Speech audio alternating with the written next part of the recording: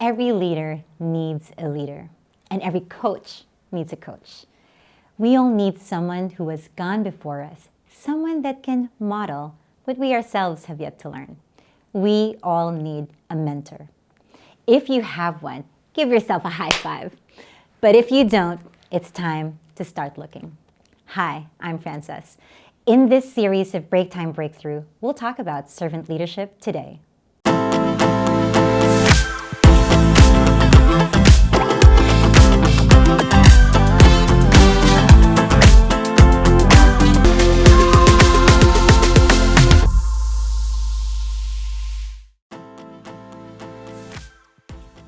Do leaders need leaders? We learned in a previous episode that leadership is influence, which is why everybody can be a leader. But not all leadership styles are equal, and hindi sila lahat effective. So, what's the best kind of leadership? If you try to Google this question, ang daming lalabas ng mga lists on leadership types and styles. And my guess is you've probably used a combination of these in your own leadership journey. I know I have. And you're probably guessing, I'm going to tell you that servant leadership is the best leadership style. After all, that's what this series is about, diba? And as we dive deeper into what servant leadership is, let's answer the question, who do we model servant leadership from? So we learned in a previous episode that modeling is one of the best ways to influence and lead others. Kasi consciously or unconsciously, we will treat others the way that we are treated. And we're going to lead others the way that we've been led.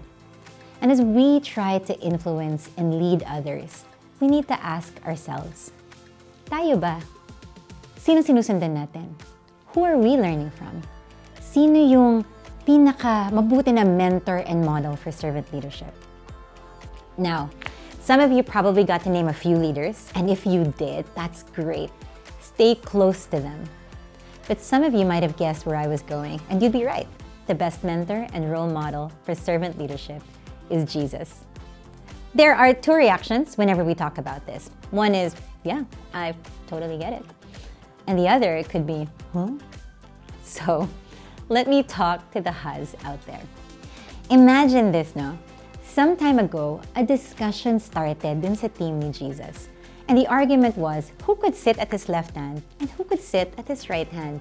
Basically, sino maging pwedeng second in command or who could be at the top of the org chart. And at the time when leadership styles had not yet been put into categories, very clearly, we see Jesus' call to servant leadership in Matthew 20. He said, whoever wants to become great must first be your servant. And this call to servant leadership isn't something that he just told us to do. He even modeled what it looked like. For example, he wasn't afraid to get his hands dirty, literally. Diba, in John 13, we see him washing the feet of his followers. And these aren't feet from socks and shoes, guys. These are feet that walk through dirty, dusty, and muddy roads.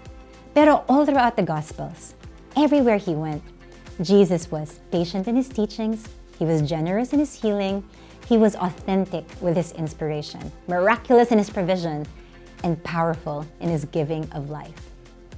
And this was his style of leadership. He was constantly just serving others. He was constantly loving others. You know, I didn't realize it before either, that Jesus could be a role model for leadership. Leader wasn't really the first thing I'd think of when I thought of him. You know, I'd think creator, father, savior, healer, provider, shepherd, shield, everything else. And yet, when I really think about it, it's exactly all of that that makes him more than qualified to be my mentor and my leadership role model. Because who else can be all of that to me? I remember when I was younger, this wristband that had the WWJD written on it. Do you remember that?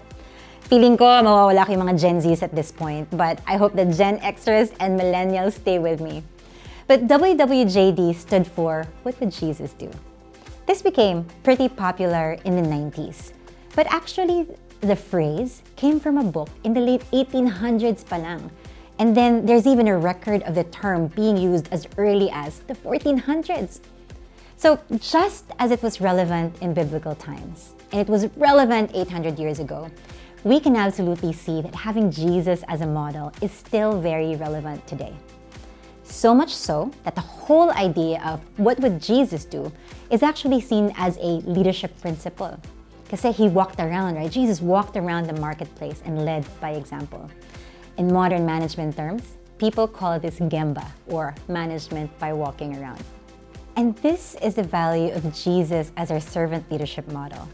Because leadership is influence, and Jesus is still extremely influential.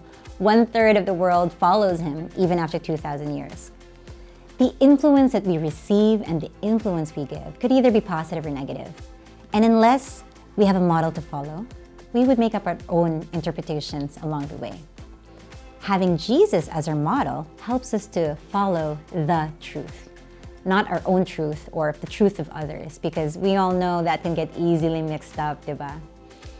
But if we follow him as our leadership role model, we can rest knowing that he is the one true truth, whatever the situation may be. Because true servant leadership is leading like Jesus.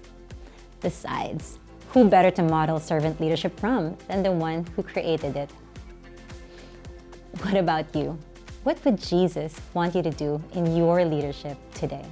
I hope you enjoyed the episode today. Don't forget to follow Plus Network on social media channels to get edutaining content and more.